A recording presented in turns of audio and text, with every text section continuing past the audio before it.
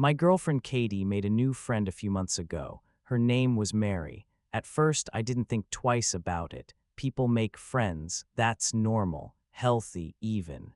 I wasn't about to be the insecure boyfriend who side-eyes every new person that walks into his partner's life. But this wasn't just new friend energy. This was fan club behavior. At the beginning, it sounded harmless. Mary said this today. Mary showed me this trick. Mary has this really interesting way of looking at things. Cool, fine, whatever. I nodded along while half listening, like you do when your partner talks about coworkers or friends you'll probably never meet. Then it kept happening, every day, every conversation. Mary became a recurring character in our relationship, not background noise, front and center billing. Katie talked about her like she just discovered a life coach, therapist, and spiritual guide rolled into one blonde woman with a Pinterest-perfect vibe. It started getting weird when I realized Katie didn't just like Mary. She looked up to her. Like Mary had cracked some secret adult code Katie and I were apparently failing to unlock. At first, I brushed it off. People idolize friends sometimes, especially when they think they've found someone put together. I figured it would pass once the novelty wore off. Spoiler, it didn't. Then Mary's husband entered the picture, Joe. And that's when the situation officially went from mildly annoying to deeply uncomfortable. Once Joe existed, Mary stopped being my friend Mary and became Mary and Joe, spoken as a single unit, like a brand. Like a PowerPoint slide titled what a relationship should look like. Katie talked about them constantly. How they split chores, how they communicate, how they never yell, how they respect each other so deeply, how they're true soulmates. I swear to God, if I'd taken a shot every time I heard Mary and Joe, I'd be dead from alcohol poisoning. It felt like I was being involuntarily enrolled in a couple's TED Talk I never asked for. At first, I laughed it off, made jokes. Wow, should I take notes? Damn, do they sell a course? Katie laughed, but she didn't stop. If anything, she leaned harder into it, like my sarcasm was just playful banter instead of a hint. Then the comparisons started, not direct at first, just little comments. Mary and Joe handle conflict so calmly. Mary says yelling is a sign of emotional immaturity. Joe always listens without getting defensive. Cool, awesome, fantastic, glad Joe's perfect. Meanwhile, I'm sitting there wondering when exactly I agreed to be compared to a married man I barely know. When did my relationship turn into a constant audit? I finally met Mary and Joe, and let me be brutally honest. They were fine, not bad, not amazing, just aggressively normal, polite smiles, safe conversation, zero personality, the kind of couple that talks about grocery shopping like it's foreplay. They weren't toxic, sure, but they weren't relationship wizards either. If anything, they were kind of boring. But Katie acted like she'd discovered the relationship equivalent of sliced bread. She hung on Mary's words, took her advice seriously, repeated it like scripture. Every disagreement we had somehow circled back to how Mary and Joe would do it better. And that's when it stopped being admiration and started being disrespectful. Because here's the thing people love to ignore. Constant comparison kills intimacy. I didn't feel jealous. I felt replaced, not physically, mentally. Like Katie was already halfway checked out, living in some fantasy where she and I could just magically morph into Mary and Joe if I'd try harder, talk softer, exist differently. It was exhausting. I work a demanding job, long hours, stressful days. When I come home, I don't want to be measured against a dude named Joe who probably meal preps quinoa on Sundays and never raises his voice above a whisper. And before anyone jumps to conclusions, no, Katie never cheated. No, I don't think she wanted Joe. This wasn't sexual. It was worse. It was emotional outsourcing.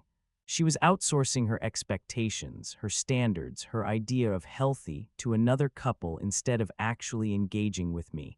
And the more it happened, the more resentful I got, because I wasn't failing.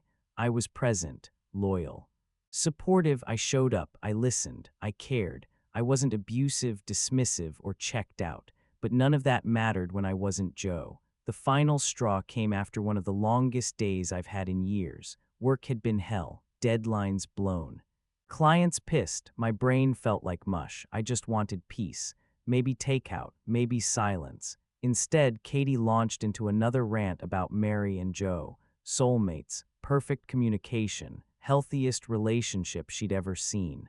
I snapped. I told her I didn't want to hear about them anymore. I said I didn't care about her creepy obsession with this random married couple. I told her if she loved them so much, she should go ask them to adopt her, or better yet, see if they were taking applications for a third.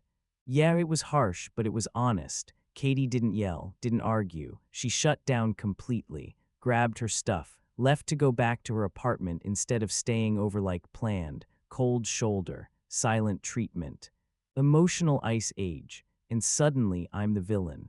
So now I'm sitting here asking myself the question that started all of this. Am I actually the asshole? Or did I just finally say the quiet part out loud? Because from where I'm standing, idolizing another couple to the point that you drag them into every aspect of your own relationship isn't healthy. It's not inspiring. It's corrosive.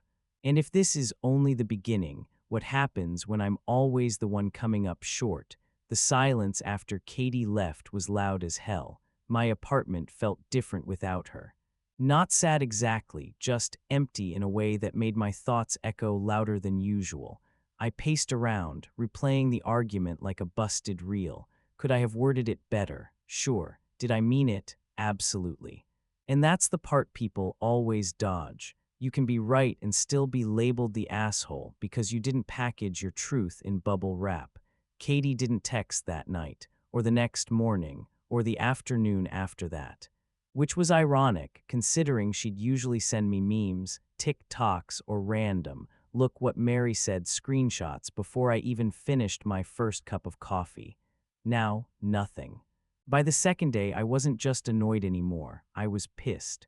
Not because she was upset. People are allowed to be upset.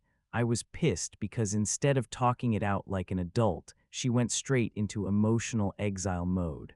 The same behavior she'd previously criticized other couples for when, surprise, Mary and Joe handled conflict so maturely.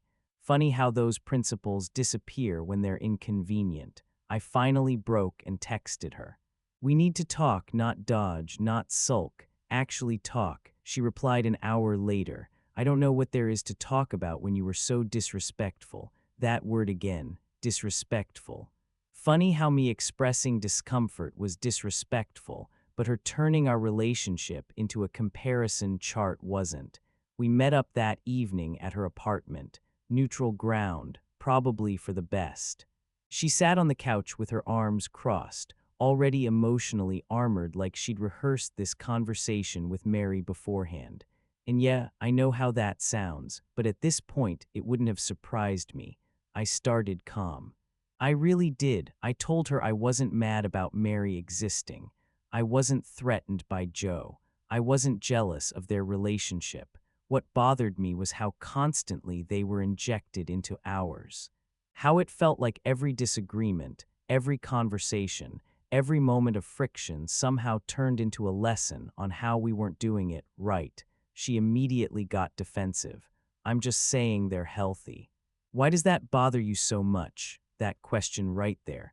That's the one people ask when they already decided you're wrong. I told her why. I told her it made me feel like I was being graded. Like I was always one misstep away from being told. Well, Joe wouldn't do that. She rolled her eyes. See, this is what I mean. You take everything so personally. That hit harder than I expected. Because yeah, I was taking it personally. Why wouldn't I? This wasn't about some random couple. This was about us. About whether I was enough without morphing into some sanitized, Instagram-ready version of a man I didn't even admire. I asked her a simple question. Do you actually want to be with me, or do you want to be with the idea of Mary and Joe? She went quiet, not angry, not defensive, just quiet. And that silence told me more than any argument ever could. She finally said, I just want us to be better. That's when it clicked. She didn't see Mary and Joe as people. She saw them as a template, a shortcut. A plug-and-play fantasy where conflict magically disappears because everyone uses the right therapy words and never raises their voice. I told her that real relationships aren't built by copying other people's dynamics. They're built by two imperfect humans figuring out what works for them. That comparing us to a couple we barely know is lazy at best and destructive at worst. She said I was being dramatic. I said she was being dismissive. Then she dropped the line that really sealed it. Maybe if you were more open to learning, this wouldn't be an issue. Oh, so now I wasn't just flawed. I was resistant to growth. I laughed, not because it was funny, because it was absurd. I asked her if she'd ever once stopped to think how it felt for me to constantly hear how another man did things better. If she'd ever asked whether I felt respected, valued, or chosen. She said that's not what I'm doing, but intent doesn't erase impact. That night ended with no resolution, just tension, distance, two people sitting a few feet apart, realizing they weren't even speaking the same emotional language anymore. And here's the uncomfortable truth I didn't want to admit yet. I wasn't just mad about Mary and Joe. I was mad because Katie had already started checking out, subtly, politely, under the guise of growth, and I could feel it. I left her apartment knowing something fundamental had shifted, not broken yet, but cracked, and cracks don't heal if you keep pretending they're not there. The next week was a slow-motion car crash. Katie didn't fully ghost me, but the vibe was off in a way you can't ignore once you feel it. Short replies, neutral tone, no warmth, no emojis, no random thinking of you texts. Just logistics and surface-level politeness, like we were coworkers instead of a couple. And somehow, Mary and Joe still found a way into the conversation. Not directly. That would have been too obvious. Instead, it came wrapped in reflection.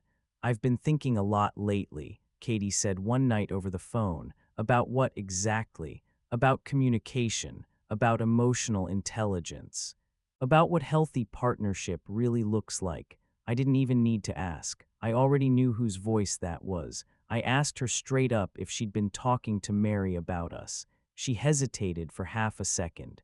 Yes, but only because she's objective. That word again, objective. Like Mary wasn't a biased third party who'd known Katie for 5 minutes and suddenly became her relationship guru. I asked what Mary had said. Katie sighed and said, she thinks you might feel threatened by emotionally secure men. I almost laughed, not because it was funny, because it was insulting. I told Katie I wasn't threatened by Joe. I barely thought about Joe. I was threatened by the fact that my girlfriend seemed more interested in outsourcing her opinions than actually engaging with me. She didn't like that. She said Mary wasn't telling her what to think, just helping her see patterns. Patterns. You know what pattern I was seeing? Every time I expressed discomfort, it got reframed as insecurity. Every time I asked for boundaries, it got labeled resistance. Every time I pushed back, I was not ready for growth. That's not growth. That's gaslighting with a self-help podcast voice. Then came the dinner. Mary invited us over. Apparently, she thought it would be good for us. I should have said no. Every instinct I had screamed no. But part of me wanted to see it for myself, wanted to understand what spell this couple had cast over Katie. So I went. Their house was spotless in that staged way. No clutter, no personality, no signs of actual living. Candles lit, neutral colors, soft music, everything curated to scream we have our shit together. Joe shook my hand like he was onboarding a new hire. Firm, polite, zero warmth. Mary hugged Katie just a little too long. Dinner was fine, boring but fine. They talked about routines, mindfulness, shared calendars, conflict check-ins. It sounded impressive if you didn't look too closely, but here's what I noticed. Every time Joe spoke, Mary nodded. Every time Mary spoke, Joe smiled approvingly. Every disagreement they described ended neatly, cleanly, like a case study. No mess, no emotion, no humanity. At one point, Mary looked directly at me and said, "Communication is really everything. Don't you think?" It wasn't a question. It was a test.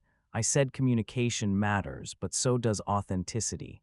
That sometimes people need space to be annoyed, frustrated, or imperfect without turning everything into a seminar. Joe raised an eyebrow. Mary smiled thinly. Katie went quiet. That's when I knew. This wasn't about admiration anymore.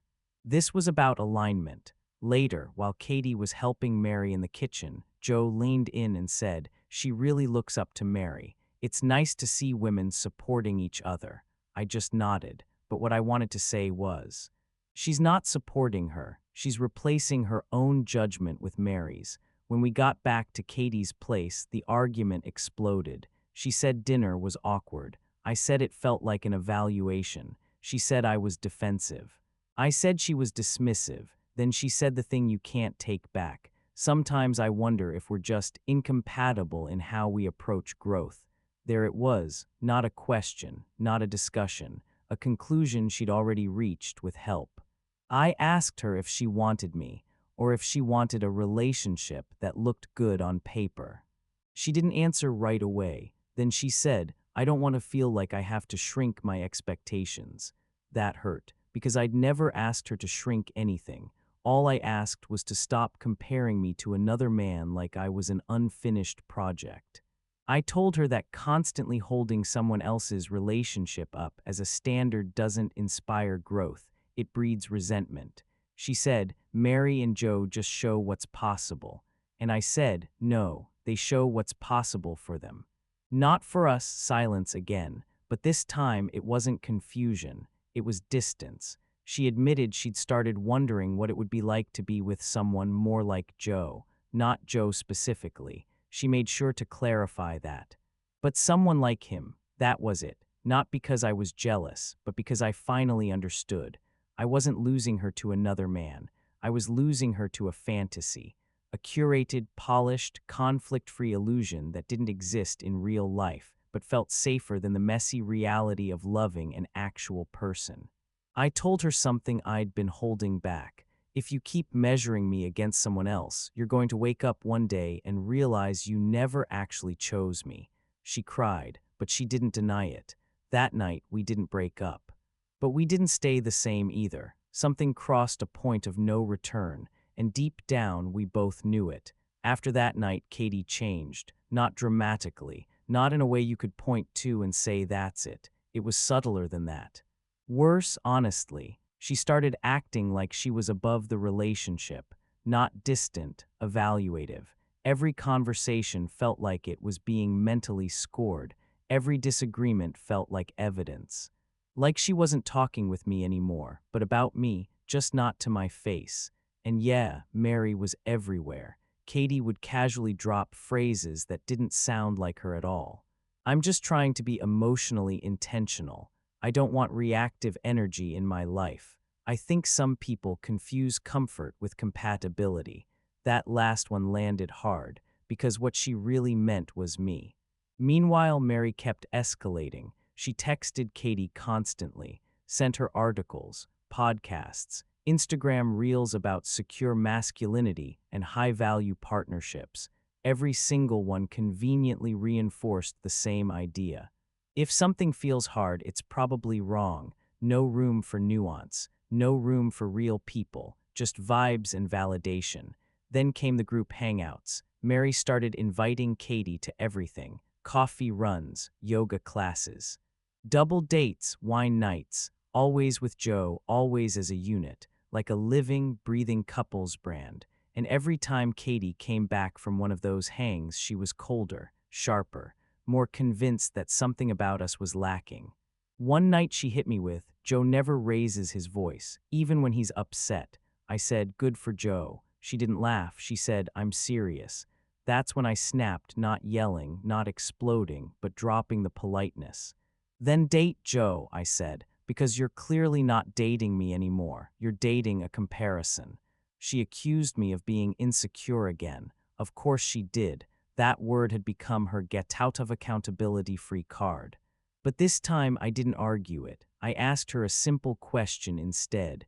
"When was the last time you talked about us without bringing up Mary and Joe?" She opened her mouth, then closed it. That pause told me everything. The obsession wasn't just creepy anymore, it was corrosive. She'd stopped trusting her own experiences, stopped valuing the relationship she was actually in. Everything had to be filtered through someone else's highlight reel. And here's the wild part. The more I pulled back emotionally, the more I stopped engaging in the comparison games, the more desperate she became to prove something. She started nitpicking how I phrased things, how quickly I responded to texts, how I handled stress. None of it was about improvement. It was about control. She wanted me to perform, to match a standard I never agreed to. One that kept shifting depending on whatever Mary had said that week. The final straw came during an argument that started over nothing, literally nothing.